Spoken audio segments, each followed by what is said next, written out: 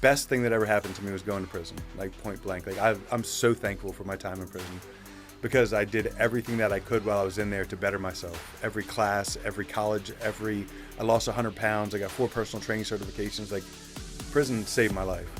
And then afterwards, God has just put this path in front of me that I've followed that has to do with, I own a gym, a roofing company. I have a nonprofit with kids that have been kicked out of school. Following your lead, I started a podcast, which is also on Edova called Forgiven AF.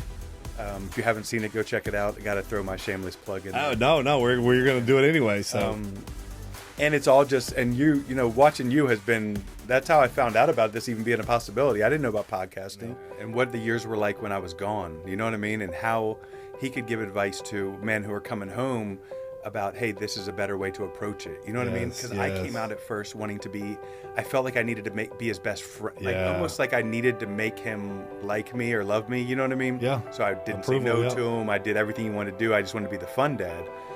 And then a couple of years later, I started to see the repercussions of that. You know what I mean? So, have you or someone you know had your life turned upside down because of your past? Of course I have. Everyone does background checks now, which makes it hard to bounce back. What do you believe? I believe your background shouldn't hold you back. It should pay you back. This podcast will inspire you, motivate you, and inform you with everything you need to rise above your past and not be afraid to say, go ahead. Check my background. My name is J.Dan Gum, and this is Background Check. You already know. Let's go. You can check my background. I'm a forgiven felon, so tell them that I won't back down. No. You can bet I won't live in regret. It's time to earn some respect. You are tuning in to Background Check. Hey, everyone. Welcome to Background Check Podcast, where we believe your background shouldn't hold you back.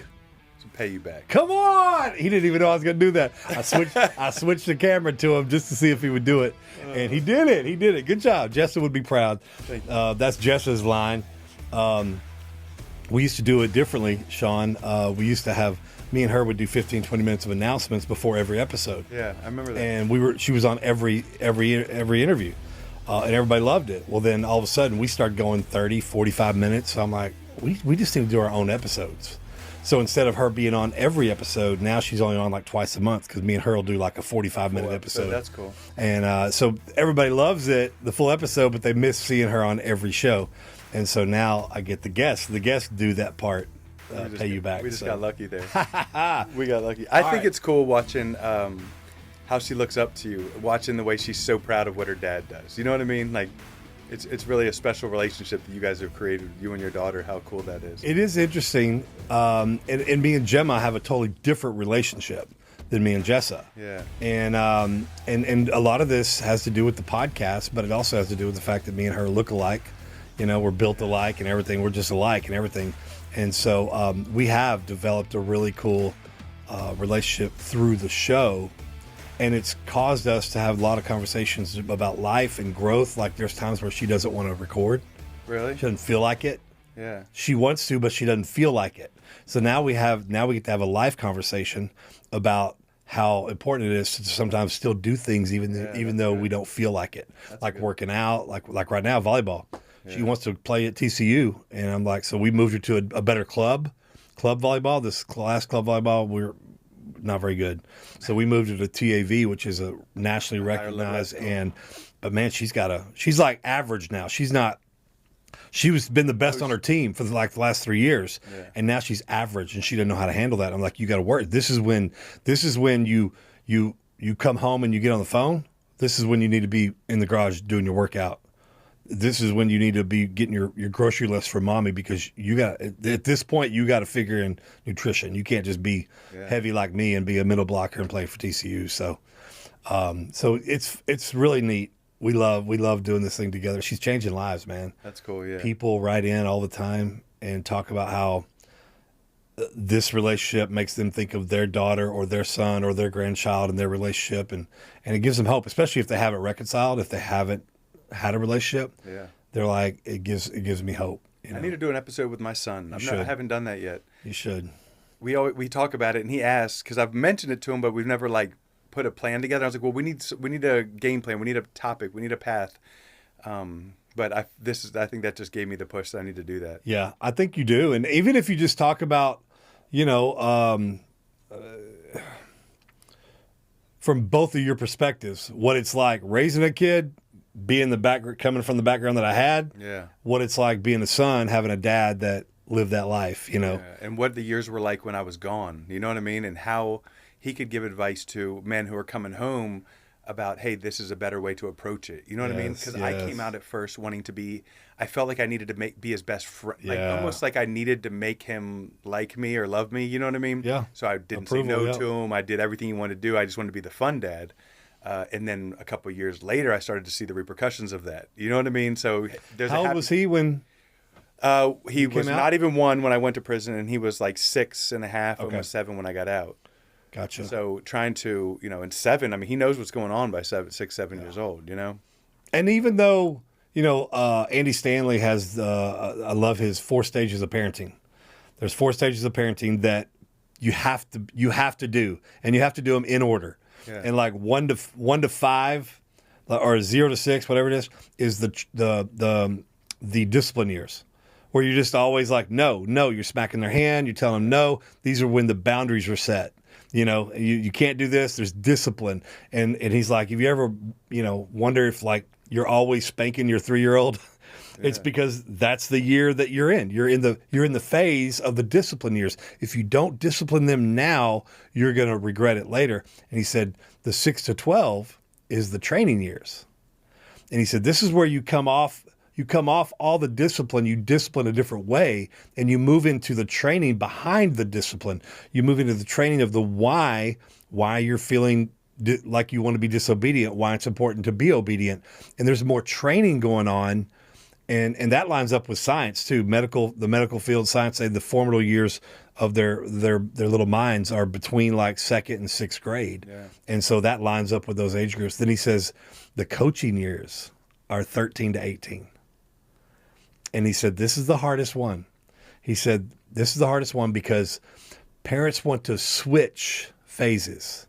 They want to flip, okay? And he said, this is the one they always want to flip. And they always want to flip. He said, this is the hardest years, the hardest phase, because coaching's not fun. Sometimes coaching is sitting in a game room looking at film, but then sometimes it's on the practice field yelling, like, what are you doing, getting in their face? Yeah, you also don't always win. Exactly. Yes, and so he said, and then 18 and older is the friendship years. Yeah. He said, that's when you just be their friend. You've taught them everything that as good as you thought you could. But then after 18, he said, the problem is parents want to be their friends. Yeah, too soon. Especially in the coaching years. Yeah. They want to be the cool dad or the cool mom as a teenager. And then when you see the repercussion of that is when they're 18, now you want to try to coach them.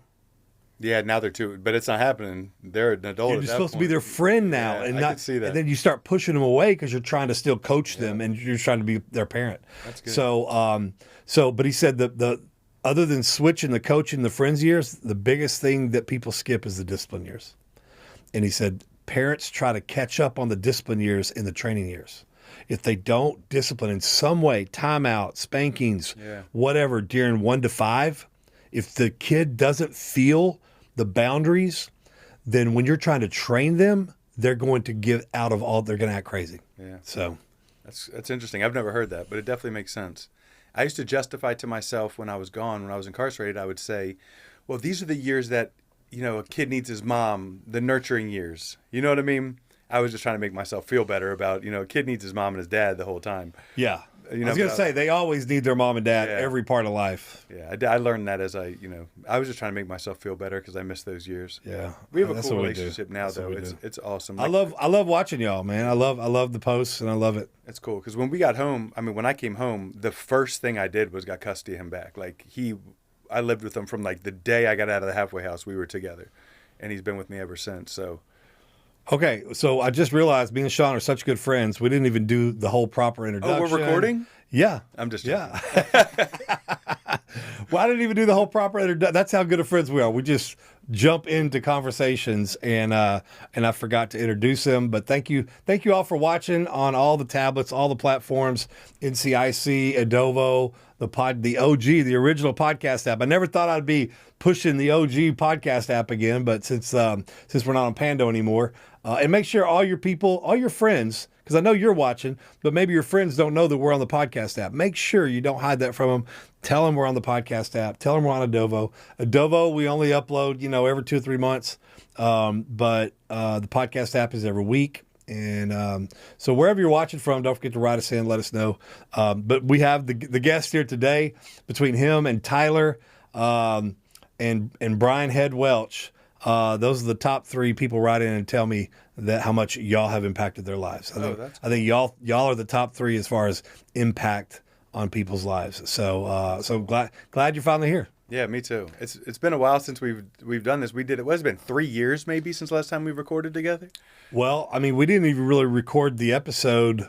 Well, I guess we did record. We did the fitness camp, the training, but then we did all get together in that room and record with you and Tyler and Chris. No, I forgot you about came to my original gym on like the 3rd episode. Oh no, that was 5 years ago. 5 years ago. Yes. So I haven't had a regular sit down episode with you for 5 years. The fitness episodes weren't really about you; it was more about fitness.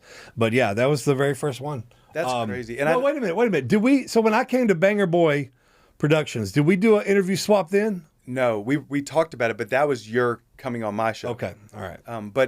And this is something I think I've told you this before. When that first episode that we recorded, you came to my gym and we recorded an episode.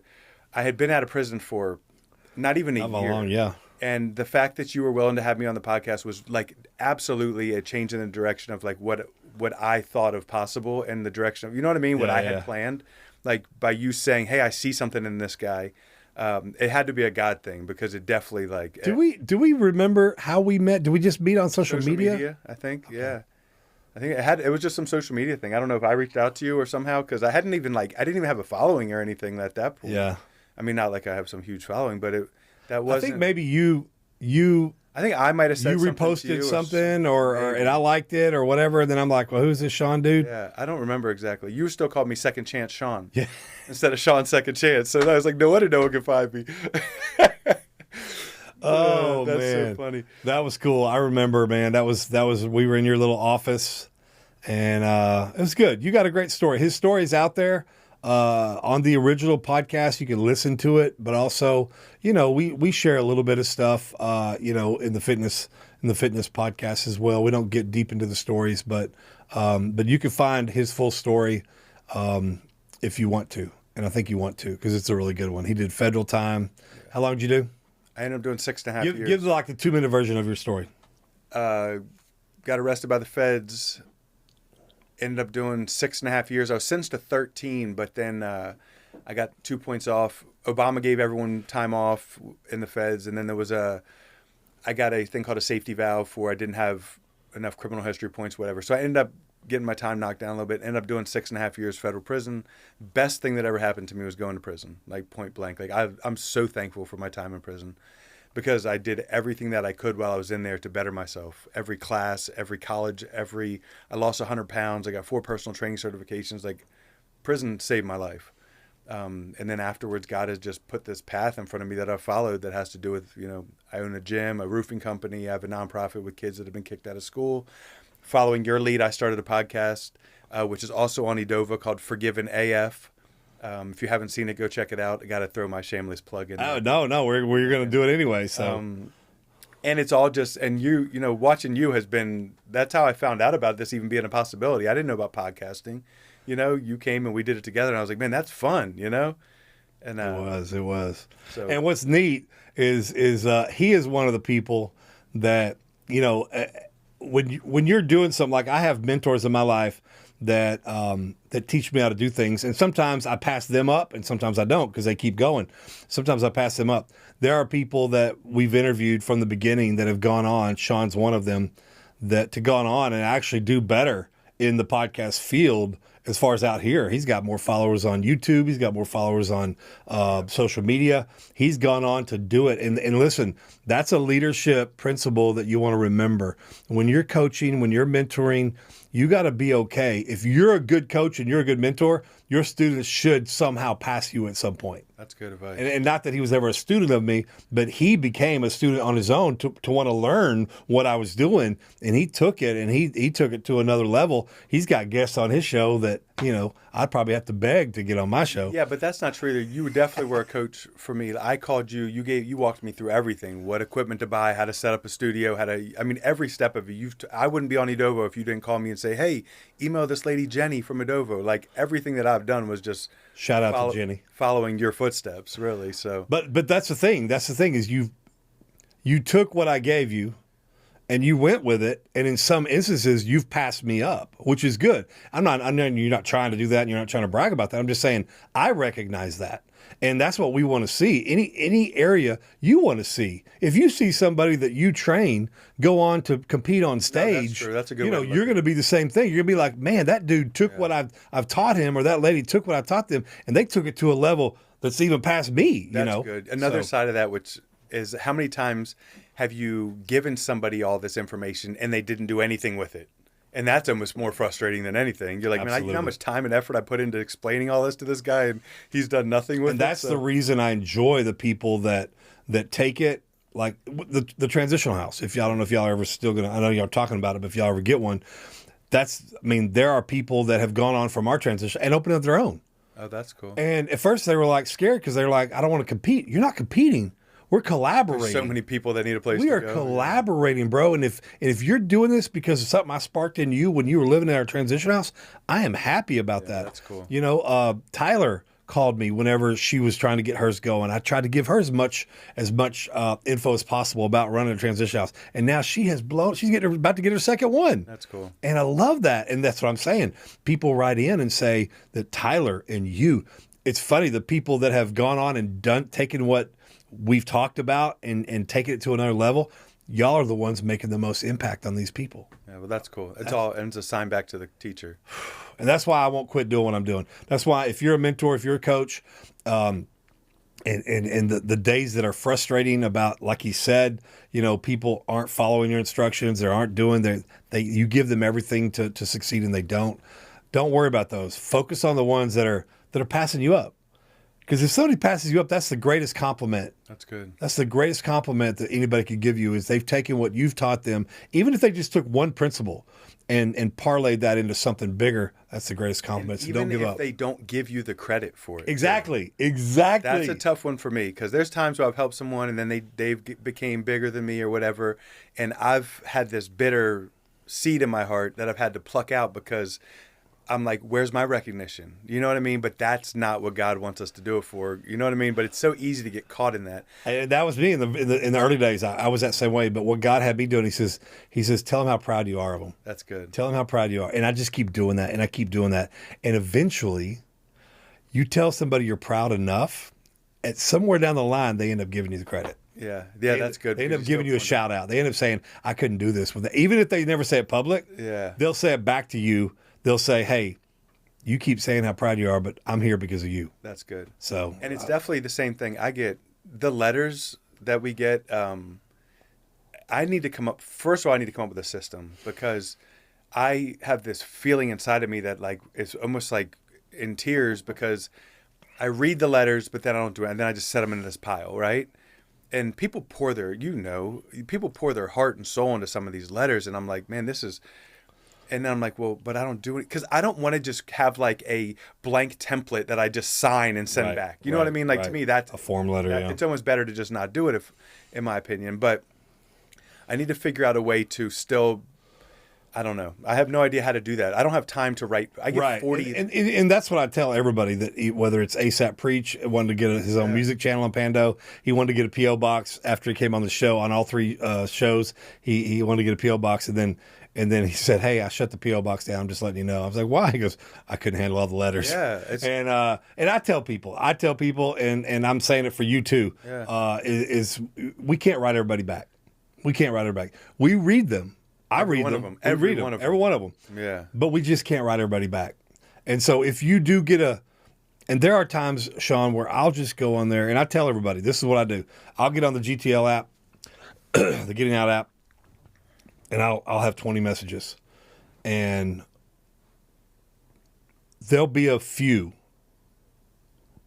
that I could just write a simple short, hey, I got your message. I just want to say thank you for all your encouraging words. Yeah. And I appreciate you. I do respond on there actually. And then there's some that can you be my mentor? Can you this? Can you write? Yeah. Can you send me Bible studies? We can't do that. And that's why at the end of every episode, I have 2 slides, what we can do and what we can't do. Oh, that's cool. And there's just a list. What we can't do is I can't mass mentor, or I can't mentor you individually while you're in prison. Call me when you get out. Yeah. I can't write everybody back every time. I can't. We can't forward all your mail to guests on the show. Yeah. We can't, and just a whole list of can't. Then the next slide is, I don't want to leave them hanging like we can't do anything. We can mass mentor you through the podcast. Yeah. Like people are like, can you mentor me? Are you watching the podcast? Yeah, I'm literally mentoring you through the podcast. That's why we do this. Yeah. Yes. And then, we can send you a t-shirt when you get out. We can do this. We can do that. And so, but listen, I tell everybody, the main thing we do is we create content for you to be encouraged. Yeah. We're not a writing ministry, and you're not either. That's not your lane. We're not a writing ministry. There are tons of organizations and ministries that's what they do. And so, can you connect us? No. I'm sure, I promise you, there's somebody else in your pod or whatever that knows how to get a hold of these things. And I've thought about doing that, like hiring a little admin and just having her. But to me, that just comes across to me as like impersonal. Fake. Yeah. And yeah. So I was like, I don't think that's it. But I guess what I was trying to also say earlier was the same thing with the letters is every single person says these 3 podcasts to me. They say Forgiven Felons or Background Check Podcast. Do you know who Chappie is? Yeah, roll call with Chappie. Yeah, so Peter Meyer. He's been on our show. Oh, really? Yeah. So Peter, I went to Arizona. He's awesome. To get his episode. You did? And while I was there, I got Johnny Ramirez from 60 Days In as well. Oh, that's cool. And so me and Peter have been friends ever since. Peter's a good dude. He's I really like him. And so him and then Forgiven AF are the 3 that the people always mention. They're like, man, these 3 podcasts and it's crazy because they're writing to us, but I don't think that people realize how much we also need that encouragement. Because there's times where I've been like, what am I doing? Yeah. Am I making an impact? Am I just wasting my time recording these podcasts? And you know what I mean? Because we don't have even like, I know you gave me a little bit of credit earlier in talking about like my following, but it's like a couple thousand people. It's not monetizing anything. It's not like I don't make a penny off of doing any of this stuff. Yeah. You know what I mean? Like nothing.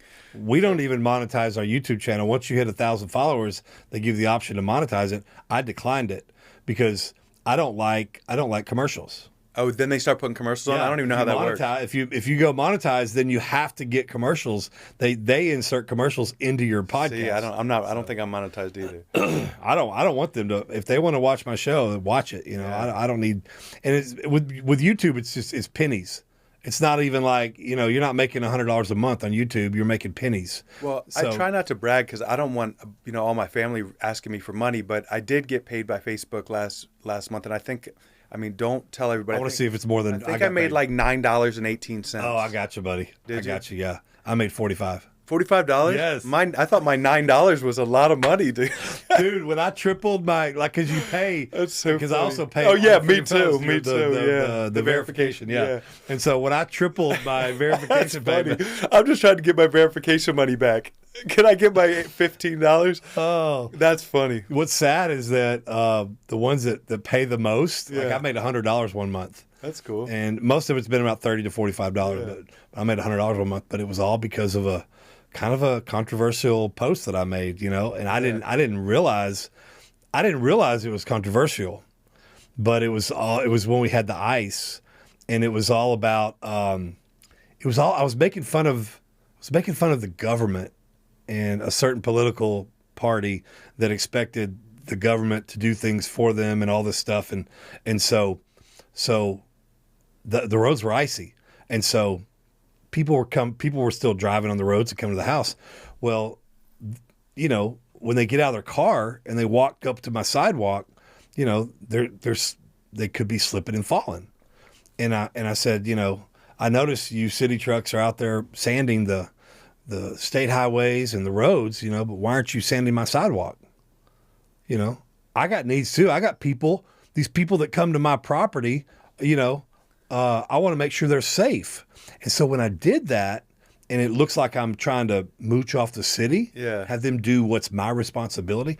Oh, man, people blasted me. Really? I didn't realize it was a joke and it was parody that they I was called Karen. I was called That's called what's so funny is those. And I made $75. That's why these people rage bait on social media all the time. The stuff that they say is just to get a rise out of people. It makes no sense. Or you see you get paid more by the comments. Yeah, or you see these posts and it'll be like an AI picture, like it's not even a real picture, and people will be freaking out about like just going at it in the comments. And if all they say is that's AI, if 100 people say that's AI, good. You're getting paid. You're getting paid. That's so funny. You know what I do on social media, just to be transparent, one of my biggest struggles is, and this is not cool, a lot of the stuff I'll say is not like, I know I expose myself, but I'll post stuff sometimes, and if it doesn't have enough likes right away, I'm like, delete. I'll go back and delete it because it's not like, you know what I mean? Like, I'm such a people pleaser. I care so much about what people think that like I'll post something and I'll be like, it's been on there an hour. It only has 7 likes. And delete. I'm like, that's so stupid. I was like that in the beginning. I think the last 5 or 6 years I've got to the point where, because I've seen posts 3 years after I post it get a like or a comment. Yeah. Like it shows up in somebody's feed, random feed, and then they're like, oh, I posted. So I leave them on there. And then I leave stuff on there too for memories. Yeah. You know, I want to see what I posted a year ago or 7 years ago or 8 years ago. So but if I wanted that, I had to get to the point where I don't care. See, I need to learn. That's probably, I think that my life would be, not my life would be, but I feel like I would have a lot more impact if I wasn't so worried about what everyone thinks about me. I'll post these videos where I'll be like, the message is on point. I'll be like, man, this is good. This is going to help somebody. And then I look and I'm like, but why am I squinted? Like, why does my, like, I'm like, oh, delete. But it's like a great message. And I'm worried about how I look or like, oh, my beard looks crooked or it's not a good thing. I'm not bragging about it. This is what are the things that you... Hey, you're not saying anything that most people don't already struggle with. So it's just like, man, I need to do better. Like, I feel like I'm like withholding stuff that could actually benefit people because I'm worried about, you know, my beard being crooked or something. But like this is good. People need to know that people like me and you struggle with things like this. Oh, I'm like, because people see, honest people get out of prison. I don't know how often you get to meet people that watch you in prison, but I get to meet them all the time because we have events and open houses and breakfast Bible studies that they show up at, and you know, and they'll just be like, you know, oh, Google-eyed, and I'm like, stop. I'm just a regular person, you know. And they're like, no, you're a celebrity. I'm like, a celebrity in prison. Celebrity. That's I'm a celebrity in prison. That's it. Yeah, nowhere else. That does not help. It does not pay the bills at all. But they do. They see us and they think that because we have the production and we're on their tablet that we're rich, we're wealthy, we have it all together, everything's great. And you know, because they're like, the relationship you have, you and Jessa, I'm like, you ought to see us fighting some days. Yeah. You ought to see us fighting. You just made her mad like 10 minutes ago. As a matter of fact, I think that she'll give you grace for it, though. I think she will. She can give it out just as much. You can tell that she's joking back as much as she's a cool little girl. She really is. Both your daughters are really cool. And your wife. You have a really good family, bro. You've done good. Oh, that's cool. It's amazing. It's like, I'm like, God, do I deserve all this? And the answer is no. Yeah, we really don't deserve anything good. Yeah, honestly. But the fact that he chose to give me Jessamy, and he chose her in a way that 6 months before I got out of prison, I was about to pray and commit myself as a single man, like Paul. Like, and if you want to let me get all the ministry stuff done. And if you want to bring somebody, because no woman deserves my baggage, and I don't want to be distracted by a woman and not build the ministry. And he said, no, don't pray that prayer. I have someone set aside for you. That's cool. And she's not going to distract you from the ministry. She's going to help you build it. And Jessamy has helped me build ForgivenFelons. And he said, she's not going to see your past as baggage. She's going to see it as leverage to advance the kingdom through your testimony. I was like, all right, that's cool. Well, you know, I mean, I had no idea who it was. That was 6 months before I get out. Yeah. And then the second night I'm out, I see her at church, and the Holy Spirit said, there she is. And I'm like, what? It's That's somebody I know. It's somebody I coached in 8th grade basketball. And that I thought she wasn't that attractive in 8th grade. But now she's like an adult and she's beautiful and she's hot and you have her for me. I never felt, I got out of prison with so much confidence, Shawn. I got out of prison with so much confidence. And in that moment, when he showed me who he had for me, I felt like the most inadequate person in the world. Really? I was just like, there's no way. She was a missionary to Thailand. She's never been in trouble. I don't think she ever got a detention in school. And so what did she do to you, God, to piss you off? Where she has she has to deal with me. And so I'm just like, I don't deserve any of this. You know, the answer is no, we don't. We don't deserve it. But we have a loving God who is with his covenant, not contract. Contract is if you do for me, I'll do for you. But with his covenant that says, I'm going to do good for you no matter how bad you do me. Yeah, that's good. And that's part of that. I mean, I tell her all the time, she's an extension of God, the way he sees people. He doesn't look at our past and he accepts us for who we are. And he loves us unconditionally. And so it's just like, you're a mini God, you know, that's what I call her all the time. I need to do better of looking at my wife in that light. Because God gave me the wife that I absolutely 100% needed. She's not a pushover. She's strict on me. You know what I mean? Like, my wife is tough. She was very independent, very successful before I came into the picture. She didn't need me at all. You know what I mean? Like, I came in with $17 and living on my mom's couch. Like, wait, was that like your gate money that you got when you got out of prison? $17? What game buddy? What? Oh, federal don't give you gate money. Oh, when you nothing. Get out? No. They don't give you. Oh, well, at least in Nothing. Texas you get like $50. No, federal does not give you any. See, prison. Someone's calling from prison. There might be. Nice. I get those. You want to answer it all day long? Let's answer it. Should we answer it? Let's answer it. I don't. Let's see if it's gonna. See if you can pick it up. I'm probably gonna have to. That's pretty cool, right? Hello. This is an important message from GTL about calls from an offender at a correctional facility. Para escuchar este mensaje en español, oprima el número 1. This might just be them telling me I need to put more Funds in money. your prepaid account are low. It's just telling me I need to put. It's just telling me I need to put more money on my account. Oh, they call you for that? Yeah, because I answer a lot of calls, dude. 2 or 3. So do a day. I. It's expensive. But I don't pay for them. They all call me and pay for it. See, some of them I have the. Well, that would have been cool if we could have got someone on the phone. That would have been cool. There'll be another one. Yeah, they're dude, all day long. Dude, I know, bro.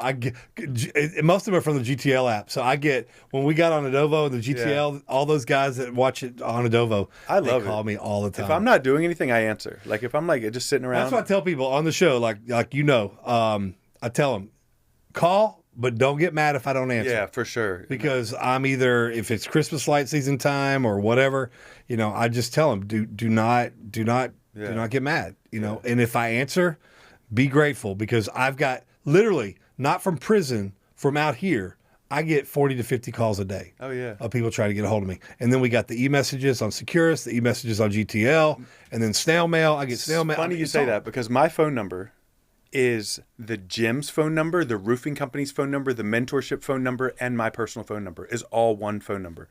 So my phone is just 24/7 blowing up. My poor wife. But hold on. But back to what we were saying about my wife. Remember? So God, like you said, how God told you, I have a girl set aside for you. Don't pray that prayer. When I was in prison, I was praying. Sometimes I feel vain when I say this, but I was so specific. God, I want a petite little blonde that's successful with money and has no kids and just like some of the stuff was probably rude. Like, why am I, you know what I mean? But no exaggeration, God gave me exactly that. And I can still to this day act like a little whiny, spoiled little brat and be like, you know what I mean? Like I can still to this day, like take that for granted. Like it's ridiculous. Like I have an amazing wife. I mean, yeah, marriage is hard, right? Let's just be honest. It is hard. Marriage is hard. We're selfish people. You know what I mean? We're all selfish people and we all look out for ourselves. And what are some things in marriage, Shawn, that you do to help your marriage grow, to help, you know, make the bad times not feel like such bad times? So let me lead off with that is I need to do better, right? I need to do better. Well, and you know what? Full disclosure, we can all do, guys, we can all do better. Okay. I just want to say, like, I don't have this all figured out. The number one thing is, and I know this is the cliche answer, but it's 100% true, is keeping God at the forefront of the whole relationship. Like, we don't miss church. we're in men's groups. We associate with a bunch of godly husband and wives. Like the people that we go to, we have good support. And the reason that is if it wasn't for the Lord, I wouldn't be loyal. I wouldn't be still in a committed relationship. I wouldn't be still married. Like there's a lot of times where I do the right thing, not because of her. I do the right thing because I don't want to disappoint God in this situation. You know what I mean? Yep. So that's the main thing. But then it's trying to do things that are, if you haven't read the book, The 5 Love Languages, I highly recommend it because me and my wife, we have 2 completely different love languages. I don't care if you're going to go to the grocery store 10 times a day and ask me if I need something like that. That doesn't make me feel loved. Hers is like acts of service and stuff like that. And that's what she wants from me, right? So if you stop by the store and I say, hey, you don't ask her. Yeah, if I'm at the store and I just buy her something that she likes and it's at home, she melts because it means I thought about her during the day. Me, like I am more of, I want to feel affection. I want, you know what I mean? Like, yep, I'm a man. Yeah, yeah, exactly. Like I want, like, that's how I feel love. Physical touch. That's physical the love touch language. is how, and I don't mean to sound like, whatever, you get it. We're men. That's how we're wired. It's okay to sound like that. And I don't want to have to be the one pursuing for it all the time. You know what I mean? Like I want to feel pursued in that, and so we're just, and it's not something that you just figure out right away. It takes a lot of work and effort. And that's tough because, men, we don't have a problem initiating, but when there's a level of rejection for whatever reason, I have a headache or it's my time of the month, or I hope we're not getting too personal for everybody, but when there's rejection, but not because they don't love us, but because it's something else. When there's that level of, I don't want to call it rejection, but just, we can't do it right now. For us, it feels like rejection, and it feels like, man. And then at that point, we stop pursuing. We get prideful. Yeah. Fine, then I'm not. Then then I'm not even. And then they get hurt because we're not pursuing them anymore, or we're not initiating. True. And so I'm the same way. I tell my wife, hey, I'm okay with you initiating. Yeah, for sure. No, and I think it's good to talk about this type of stuff, like because I see a lot of marriages get messed up because of things that could be discussed or talked about. Or let's set the expectation to understand that it's not always going to be perfect. Right. You're going to have to figure, because my wife had this idea that when we got married, that I was going to be this knight in shining armor and I was going to do all these things that made her happy and always just loved on her 24/7. And she was in for a rude awakening that she married, that, you know what I mean? Like, so we went through a lot of hard years of that, of her realizing like, hey, just because I'm not, fully engaged or present, like I said, I'm running 3 businesses. My mind is on, because I'm like, okay, I got to make sure I can take care of my family. Yeah. I've messed up so much stuff in my life. I've messed up everything in my life until I went to prison, that I'm so hyper focused on not messing up the things that I'm doing now. Like, so when we first opened the first gym, it was like, first of all, she put up all the money for this. And it was not cheap. I remember. She put up all the money for this. So my mind's like, I can't mess this up. So I'm just 100 miles an hour on gym. Well, what I forgot to do was still love on her. Yeah. So she started to get where she resented the gym. She just put all this money in the gym. I'm trying to make sure. Because you think in your mind, in our man mind, we think we are loving them by putting all of our effort into the gym. Yes, because I want to be able to support you, and I want this to be a win, and I want to be able to you to be proud of this. So in my mind, are so backwards sometimes. That's man. exactly what happened. So then she hated the gym. She's like, all you care about is that gym. And I'm like, and I'm just trying to love on her and provide for her and not mess another thing up. It's funny. I don't know how I got off with marriage. Could feel like that sometimes. It's like just waking up and trying not to make a mess that day. That's so true. Another thing I see a lot of guys do when they get out of prison, and probably women too, is just because it happened fast for me, is rush into like feeling like they miss so long that they have to rush into a marriage that isn't right. Right. You know what I mean? Especially because that happens a lot. That's why we don't allow them to date for 6 months. I think that's smart because we're so excited. We haven't slept with anyone in a long time. We've all rushed for that, and like that clouds everything. And then all the old back addict behaviors come back in of the jealousy and the insecurities, and next thing you know, it's What's interesting is I tell this to everybody that comes out. We had a guy come out just last week, 2 weeks ago. I said these same stats to him. These same stats, the number is 100% for both stats. 100%.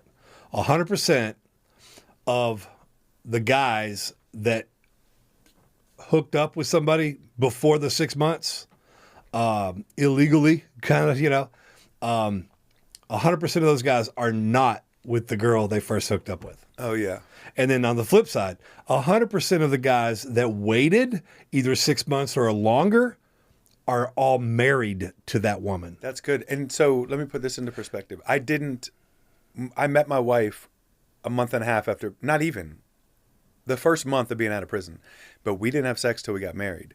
So Nice. I might have met her and we might started becoming friends, Right. but it wasn't, there was no sexual, Yeah, it was you not. waited. You didn't rush into everything. Yeah, so- you built the relationship. Exactly. So. Because sex changes everything. You know what I mean? Like, you know how many people that I know that absolutely hate each other, but they're still together because And what people don't realize is that, sex is good, and sex is right, and sex is amazing in the way that God designed it. Correct. Okay. You have to understand that the designer, who designed sex, that God designed marriage and sex. Yeah. And if you want a happy marriage and you want a happy sex life, you need to go to the designer to see how it was supposed to be. And so when you operate outside of the designer's order, then it's not going to be right. It's not going to be fun. It's not going to. And the thing about it is that sex is great in marriage, but if love doesn't supersede the sex, because the sex is going to wane over time. You may have a lot when you first get married. Yeah. You may have a lot, but as time goes on, you're finding yourself less initiating and more scheduling sex. That's true. Like we've got to. There's times where hey, this week we need to do it. Yes. I don't care what day, whatever, but we got to do it this week. We schedule sex. We used to do it like one of the things we do is date night. Yeah. And date night is non-negotiable. If it gets pushed off at that night, Tuesday night's our date night. If we have to push it off because of a school program or church or whatever, then we reschedule it for later that week. Used to, that was date night was sex night. Yeah. But it got to the point where date night was, we're watching a movie, we're out till midnight. It's too late. Yeah. It's too late. We got to get home, the kids, see school. So then it doesn't happen every date night now. Yeah. But now we schedule it. Hey, it's good. And we schedule it around other things that are scheduled naturally in women's bodies. Yeah, that's true too. No, and that's just marriage. And I think this conversation is good and it's healthy because you can start having people set realistic expectations, right, for when they come home. And because I remember being in prison before, I was fully surrendered to the Lord and thinking to myself, man, I can't wait to get out and I'm going to smash all these girls and I'm going to do all this. I'm going to make up for all the time I missed. But the deeper my relationship got with the Lord while I was incarcerated, I started realizing no, that's not what this is supposed to be about. That was taken away. I was doing that. Yeah. Right. And that led to misery also. You know what I mean? That never was. And the other thing too is that what people don't realize is that the sex is going to go away one day. When you get to a certain age, it's going to kind of go away. And if it was all about the sex for you at that point, oh, that's good. Then you're going to start cheating, because if all you want is sex and you're both at an age where, it's just not going to happen very much anymore, but you may want it, then you're going to go find it somewhere else. If it was all about the sex, that's the love, the unconditional love has to be number one, even above sex. And that's why you get married. If you get married for sex, you're getting married for the wrong reasons. Yeah, that's if you get married because you fall in love with somebody, then that's what the sex, all that should come natural and fall into a flow at some point. Yep. All right. So one of the things, a couple of things that's new in your life, I think you had the Second Chance Mentors when we did the fitness program, so people know about that. Okay. Talk a little bit more about how that's evolved. Yeah. But then we want to talk about your roofing company. That's new. And then we want to talk about your book. Okay, cool. Yeah, well, thank you. Second Chance Mentors this has been our most, it's almost been 4 years or something, 5 years this has been going on. It was COVID when it started. Yeah. When was COVID? 2020? The first 22, it really hit the whole nation, end of 2020 and most of 2021. So we started this then because I remember having to wear masks to go into the schools. But we work with the kids right now we're just in Mansfield. I have these visions of it growing out, but then it's so hard. I didn't realize how hard it was going to be to actually keep it afloat. Where we work with the kids that have been kicked out of school. They get sent to an alternative school. They've been kicked out for either fighting or drugs. and they're having to go to like a special school. So I go there once a week. I hang out with the kids. I tell them about my background. I tell them about everything. If they want to be part of our program, they have to apply. And then they have requirements that they have to do. They have to do once a month. They have to sit down with a mentor and do short-term, long-term goals. They have to have good attendance in school. They have to do community service. We used to have grades as a stipulation, but some of these kids really struggle. And I didn't want them to feel like if they didn't reach a certain criteria, that they'd lost out on the benefits. Right. So, and then I don't know if I say community service yet. They have to do 2 hours of community service, whatever. And there's a couple other little things. But then we buy them twice a year. We buy them a pair of sneakers, Jordans in particular, unless they want something different. They can get whatever shoes they want, but most kids get Jordans. And Does anybody get LeBrons? No one's ever got a pair of LeBrons. So Say that again. no one has ever gotten a pair. I don't. But it's an option. They can have LeBron if they want, right? Yes, they can have whatever. But they want. no one's ever gotten LeBrons. No. Okay, just making sure. They want the GOAT. You know what I mean? So they want the Jordans. I've actually had a couple of kids want some Kobe's. So I'm all right with that. That's fine. I think that's fair too. Yeah, I'm a big Kobe fan too. So, and we just got an office, which is really cool, for the mentorship program, where the kids come. I've got pictures. I wish I could show you. So now we have Madden tournaments. You can show us. When this airs, we'll just put the pictures up there. So that's cool. So See, I don't know how to do that on mine. So we have the kids will come and we'll have Madden tournaments. And I have 3 offices that are just like smaller offices where on Tuesday nights, if they want to come get tutoring, I have an available tutor to come. I have a person that will come and do counseling if someone needs to talk to a counselor. Wow. It's really cool. And this is our biggest graduating class. So it's grown a lot. You do a lot more now than you did 4 years ago. Absolutely. Because now I have more resources, like it's hard. Anytime you're doing something it's volunteer based or donation based, it's a struggle, right? But we have a lot of people now who are willing to help. And so that's been kind of cool. So this is we're having next Saturday, as a matter of fact, the 16th, we're having a graduation luncheon. It'd be cool if you could come, where we're having all the kids that are graduating from school this year. We're getting fajitas and stuff at El Primo's in Mansfield. It's a Mexican restaurant, and we're doing like a little graduation ceremony. We've eaten there. We see your sign. Do you see the sign? Is this? I wonder if it's still up there. I don't know, but we see it every time we've been. We see it. He's been Todd Tenori, who's like the mayor pro temp or whatever of Mansfield, has been a huge supporter of Second Chance Mentors. He has a golf tournament, lets us be the title sponsor, and so good. They're awesome. Yeah. So we're gonna have a graduation there. We have the principals coming of the schools and stuff. Have you talked to Kenny Gant? Have you? The Shark? Do you know the Shark? Yeah, I know who he is. Yeah. Oh, he would come do your show too. Okay. He's All awesome. Right. Let's do it. Let's set it up. Really cool guy. But anyways, so that's next Saturday. It's going to be like a fundraiser thing too. We're going to try. We'll see what happens. The 13th? The 16th. It might be the 16th 13th. is not a Saturday. Then it's the 13th. Okay. See, I guess knowing the date would be good, especially on a podcast. The 6th, this Saturday. It's the 13th. This is airing after the 6th, so I didn't know if you were talking about the 6th. Yeah, it's the 13th, and it's okay. So that'll be cool. Graduation brunch, and then I guess what I was saying is we have so many kids graduating this year that next year I'm gonna have to do a big push of getting new kids. Because we've gotten pretty much full. We had 17 kids that were locked in, and 10 of them graduated this year because we got them freshman year. Right. They've gone through us. I haven't, because we've had so many. So they're getting Jordans every year? Twice a year. These kids have so many sneakers. It's crazy. Dang. Isn't that cool? So we're gonna have them wear khakis, dress-up shirt, a tie, and then a pair of their Jordans that they've got for the graduation. So I love it, man. I probably get more out of it than the kids. I've seen the pictures where y'all are doing the community service.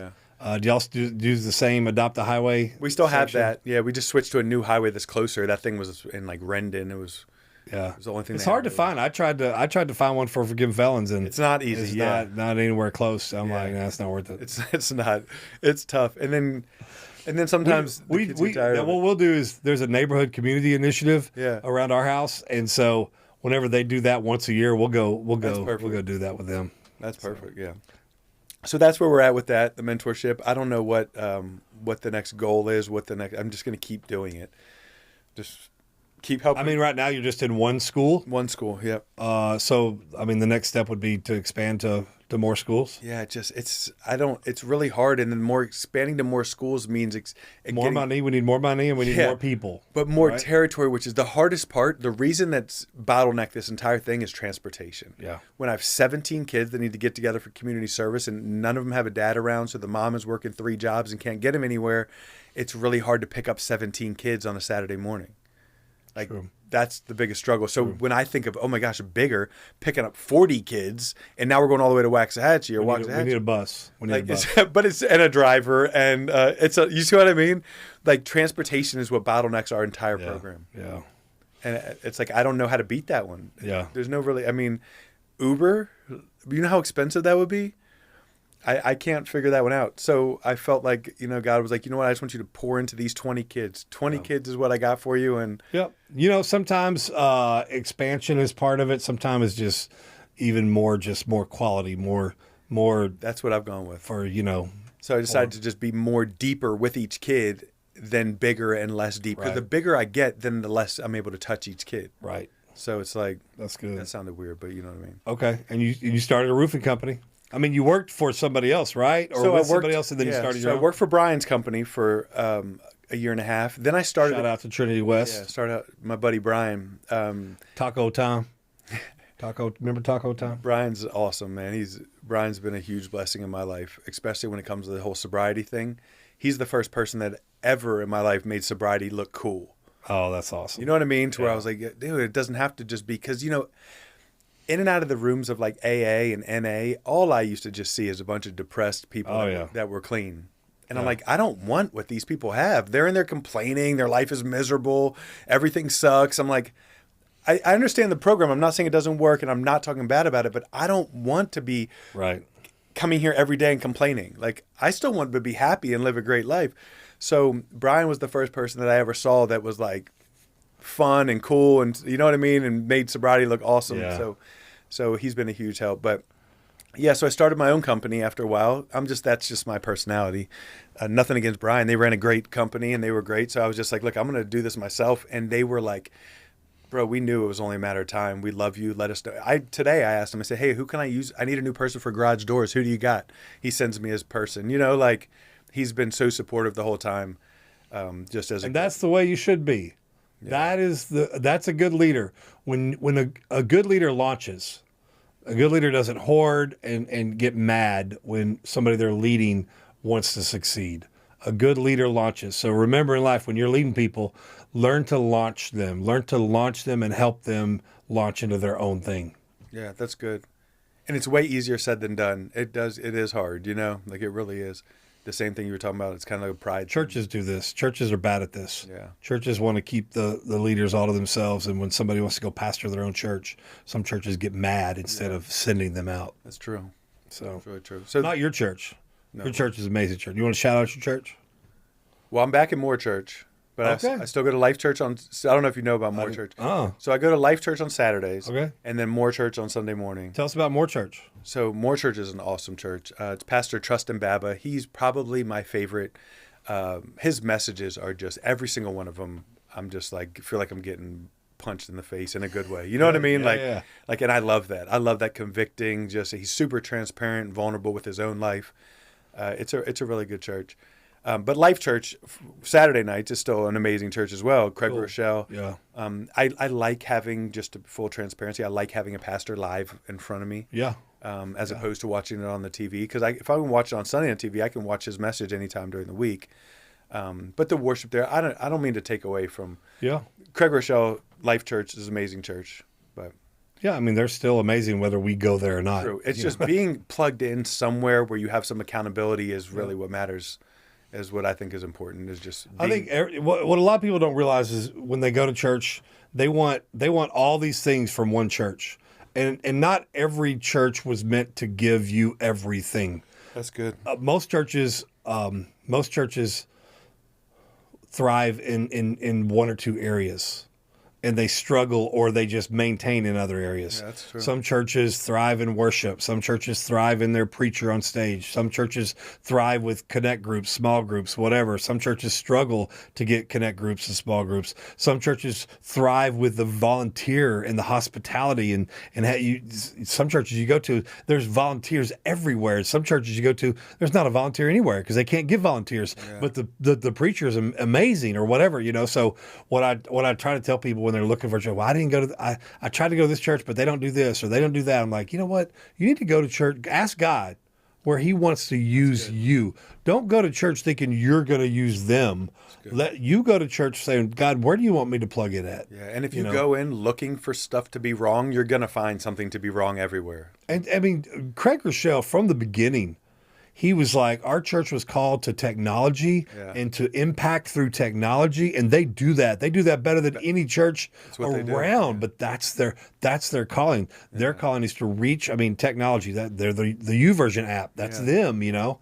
And so, you know, so I tell people, don't feel bad if you just go where you feel you're called to be and then get involved. Yeah. Don't just be a spectator. Yeah. Don't just show up late and leave early.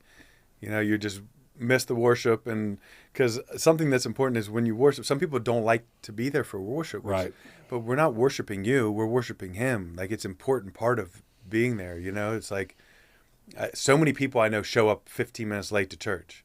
And then they'll leave like 5 minutes before the altar call. How do you know God didn't want you to be at the front? You know, the altar call. That's crazy. But I mean, at least they're there, right? Yeah. I guess they're being judgmental. Okay, I think it's time, bro. I think it's time to talk about that little book.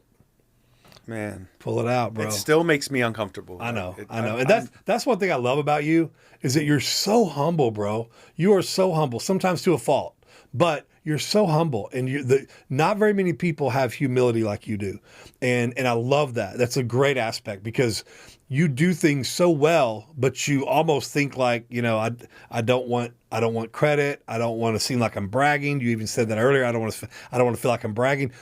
You're not, but you have things to brag about. You could brag about a lot of things because you do things with excellence and you do things so well. Doesn't mean you're perfect at everything, you know, but that's the one thing I love about you. Is you're so humble. That. You're so humble. That means a lot because it really, like, the weirdest thing to me is when someone's asking me to autograph this. I'm like, autograph. I told you to sign it. That better be signed. It's not, but what? I'll do it. I will. It just makes me feel really awkward. Like, I've really put a lot into writing this book. It's not long. It's not even. It's 100 pages. It's not long. Because I wanted someone to be able to read the whole thing, right? Like, you know how many books I have on my bedside that I'm 30 pages through? 50. You know what I mean? Like, so I wanted, like, and I also wanted a high school kid to be able to read it. Right. And, like, so, I was vulnerable in it, man. Is it words on every page, or do you have some pages have pictures? No, it's 88 pages of actual book. Okay. And then there are some pictures, but at the end, like, so it's not, I'm putting a lot of pictures in my book. I mean, I'm jealous because, you know, we've been out about the same amount of time, I think, and you got a book out already, and I'm still finishing mine. I'm close. You've inspired me. You know what I had to do? What? I had to put it on social media. I've put mine out there. Have you? People text me all the time. Are you booked? I got a Father's Day deadline.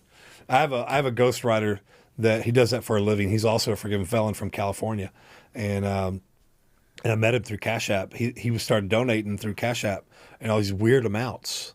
And I'm like, and this weird name, not even a human name. It's like some weird name, Dynamic Papaveri Content.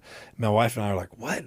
All these little weird amounts, $2.32, $1.75, Cash App. You know, we're like, who is this? So Cash App, there's no messaging system. So I figured out how to send a message back to him. I took $1 of his donations and I sent it back, and I could put a little note in there. That's cool. I said, hey, we don't know who you are. We're trying to figure out what all weird amounts are.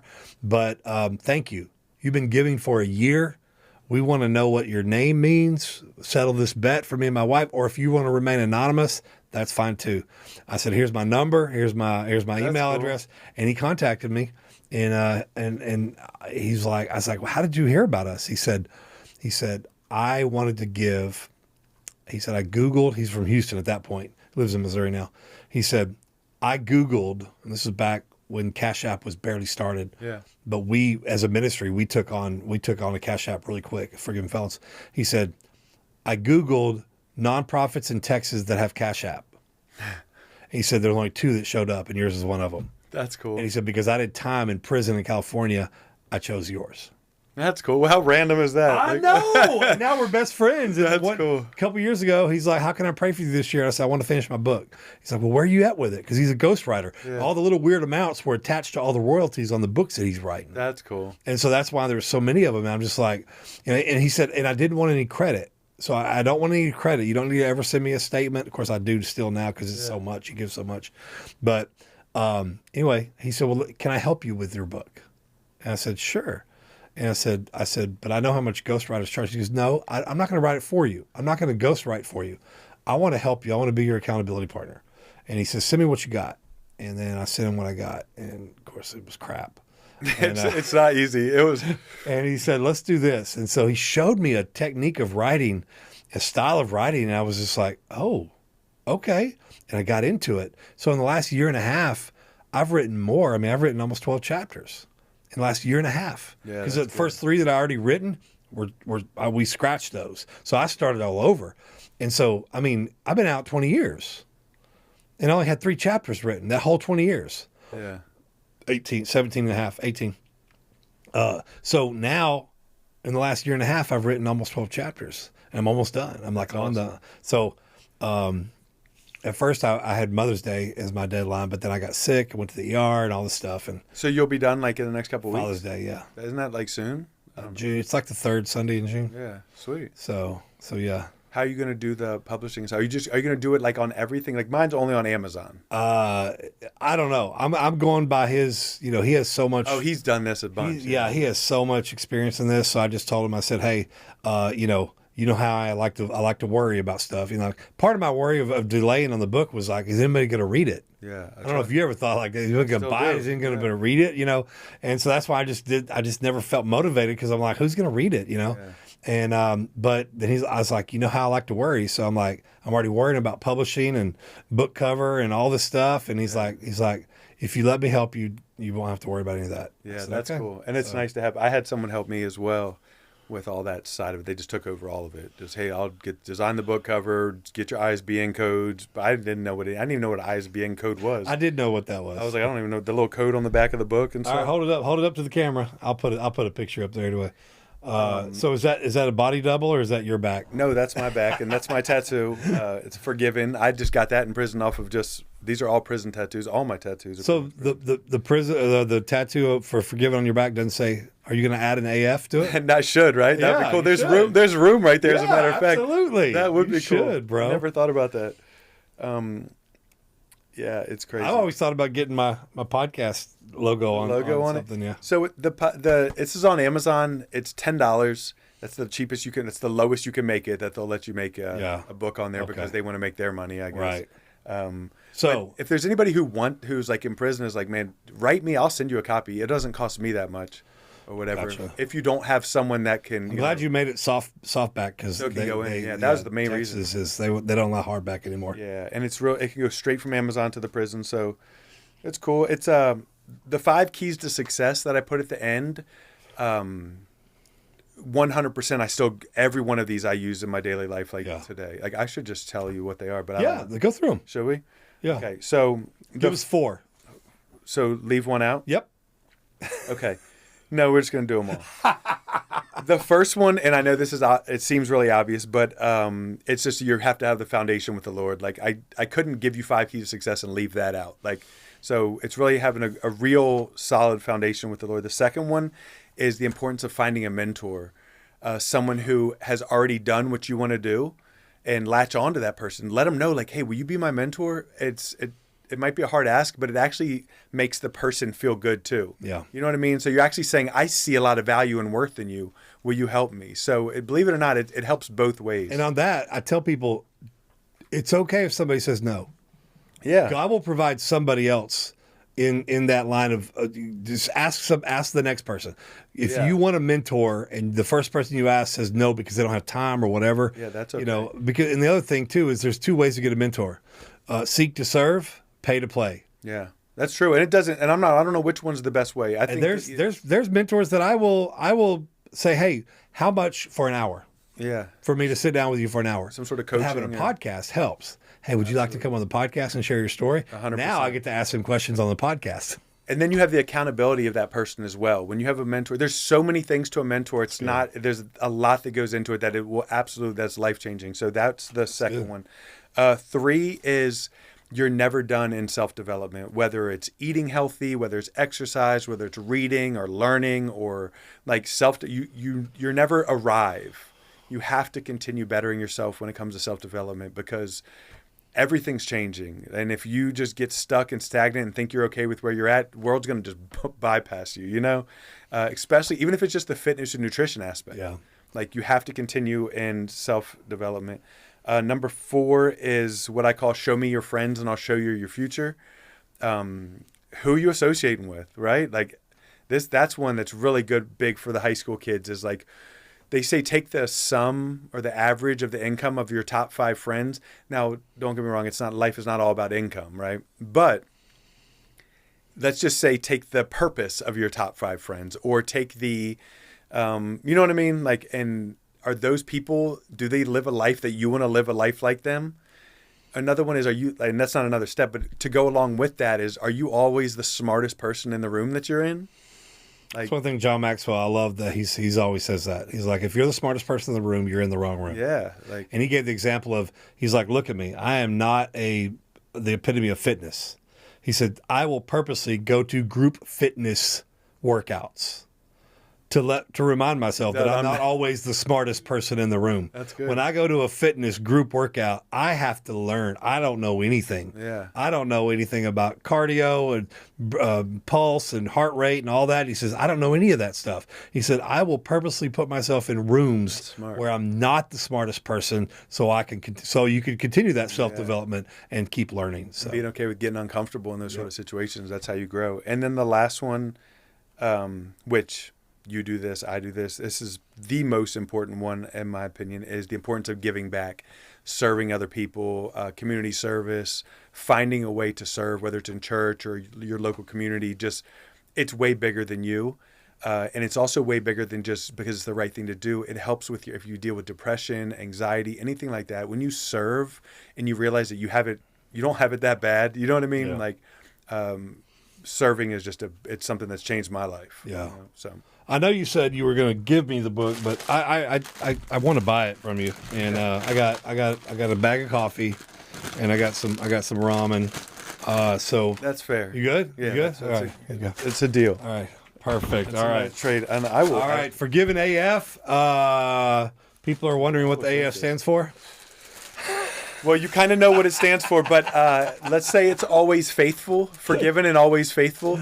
I wanted that to catch people's attention, right? Yeah. So it's always faithful is what it stands for. Because so what the AF normally, stands for, it usually means to the extreme. Yeah. It usually be like, man, that was dope AF. That was Extreme. Cool AF. Yeah. That was cool. And that just means like to the whatever. Yeah. The best it can be. And so I like the connotation that it gives, forgiven AF, because we are. And that's how I look at it. are. It really is that. But at the same time, I get a lot of people who are like, how could you be a Christian? And like, listen, can I be honest with you guys?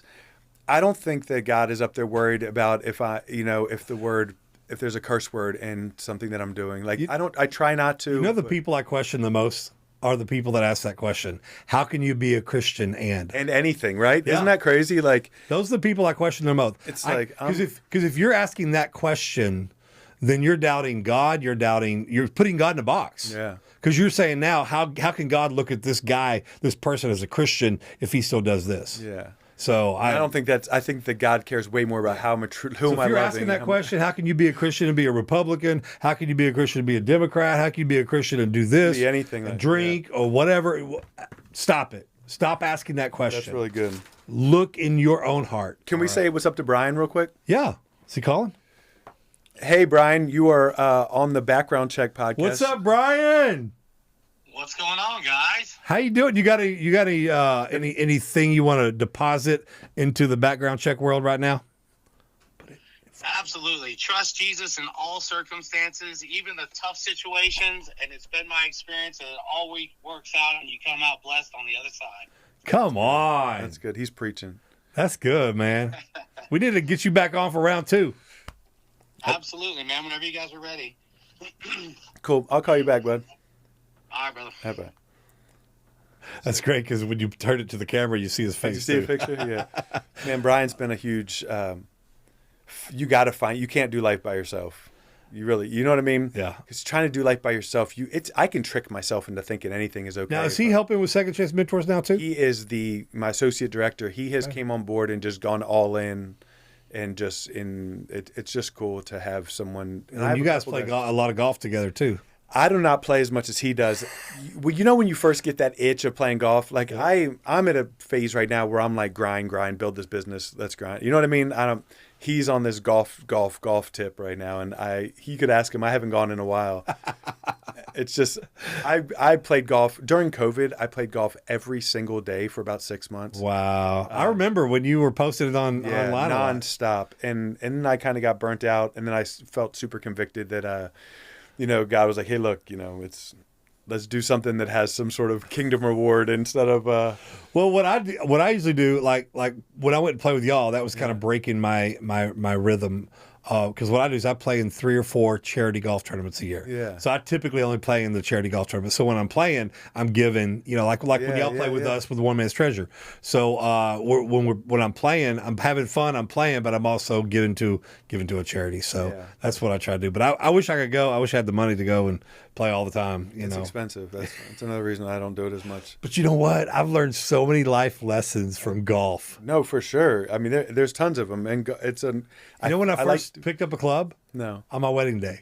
Oh, really? On my wedding day, 3 of my groomsmen, all the 3 ones that, 2 of them that I was locked up with, they all play golf, and my best friend played golf. So we got married on a Friday night. So Friday during the day, 3 of them were flying in from out of town. 2 of them were local. The girls did all their dress stuff. Yeah, so we were like, what do we do all day? And I didn't have anything planned, and so we went and ate lunch.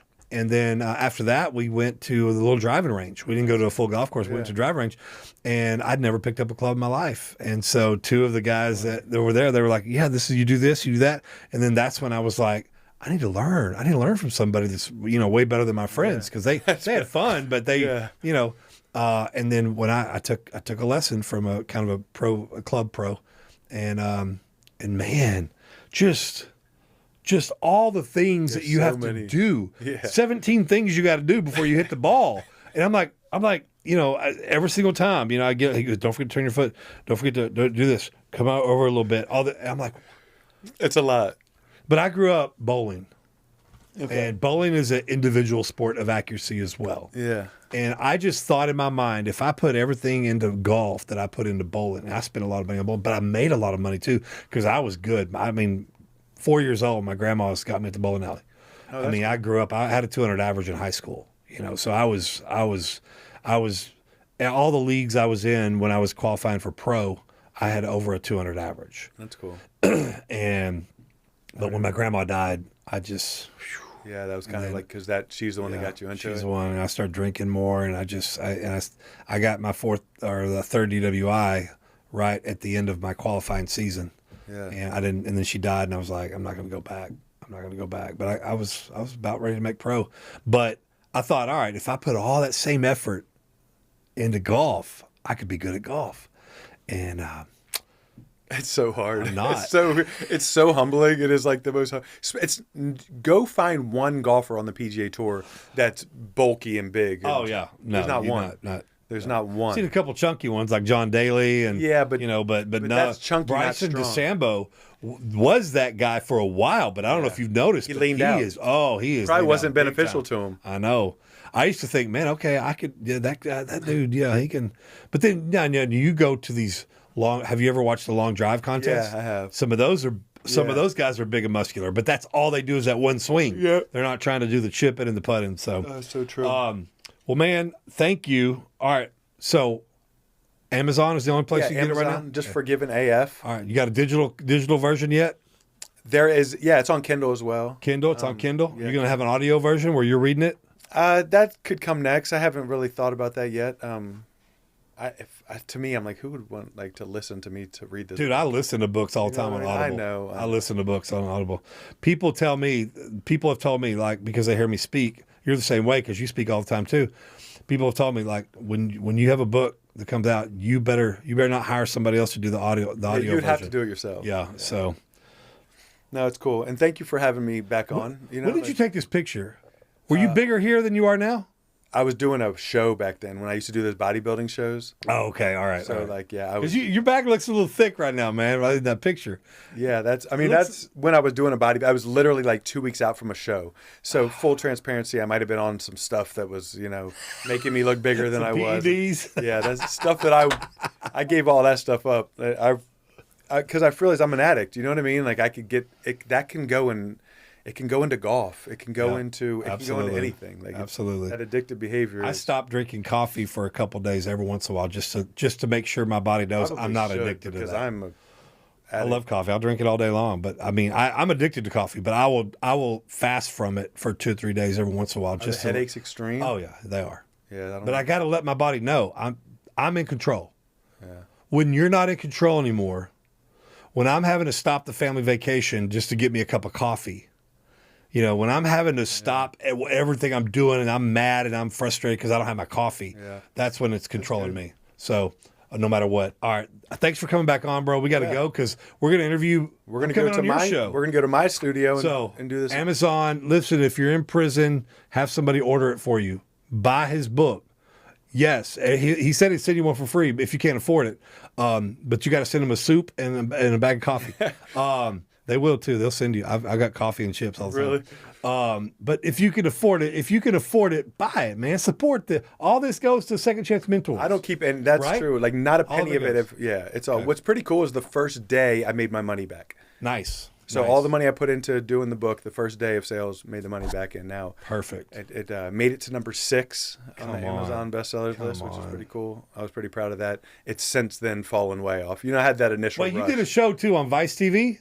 Yeah, no, on What was it? VH1. VH1. Can anybody? How can people watch it? Now it's on YouTube. They take It's on YouTube. Yeah, okay, so go to VH1 YouTube. My True Crime Story. My True Crime Story. Shawn Serfass. The VH1 YouTube channel. It's just VH1. VH1. It was on like actual TV. It was crazy. Yeah, we didn't have VH1, so we couldn't watch it live. And they kind of.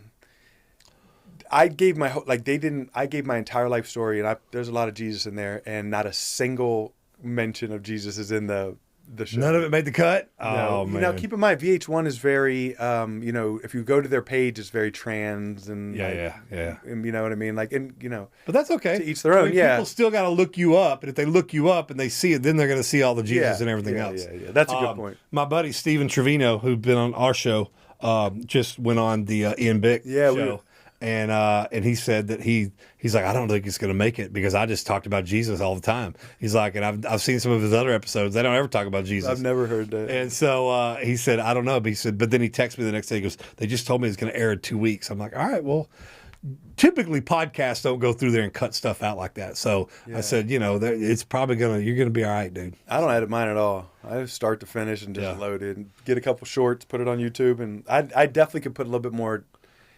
The more you put into it, though, is the more time and effort, and I don't know how to do that. I wish I knew how to do all this stuff. What I do now is I used to make my own shorts. Now you don't do that. You just load it into an AI thing. It's called Opus. Yeah, Opus Clip Pro. Clip, yeah. I love it, man. I love it.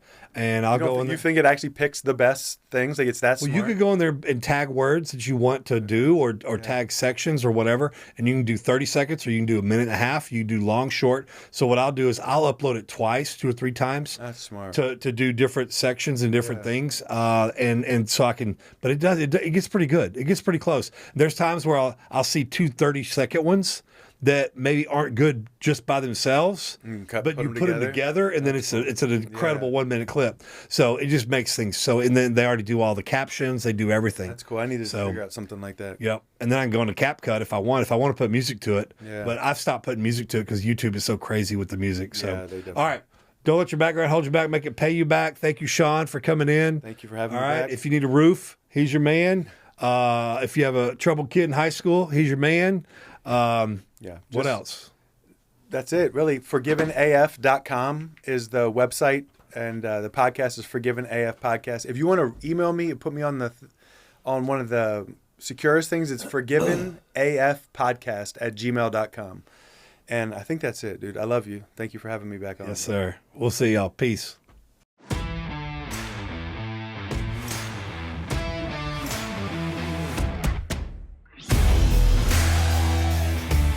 For tuning in to this episode of the Background Check Podcast, brought to you by Forgiven Felons, helping people with a past realize their future. For more information, please visit ForgivenFelons.org. Follow us on Instagram, Facebook, and please don't forget to subscribe so you'll never miss the latest episode. I'm J.Dan Gum, and this has been Background Check.